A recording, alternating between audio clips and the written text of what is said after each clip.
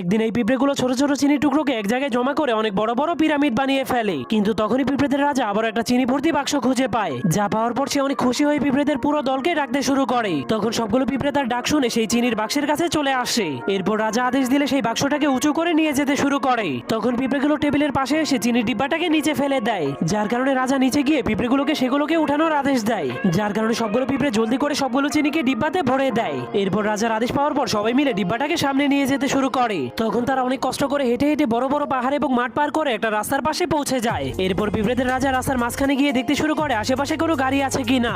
অনেক ভালো করে দেখার পর সবগুলো পিঁপড়ে ধীরে ধীরে রাস্তা পার হতে শুরু করে। কিন্তু তখনই হঠাৎ করে একটা গাড়ি আসতে শুরু করে পিঁপড়েগুলো চিনিগুলোকে ফেলেই সেখান থেকে পালিয়ে যায়, যার কারণে তাদের চিনিগুলো গাড়ি চাকার নিচে পড়ে নষ্ট হয়ে যায়। এজন্য পিঁপড়েগুলো সেই খালি ডিব্বাটাকেই তাদের বাড়িতে নিয়ে যায়। তখন তারা দেখতে পায় অন্য পিঁপড়েরা চিনির মাধ্যমে পিরামিড তৈরি করছে, যা দেখার পর পিঁপড়েদের রাজা বুদ্ধি খাটিয়ে সেই খালি চিনির ডিব্বাটাকে পিরামিডের উপরে নিয়ে যায়।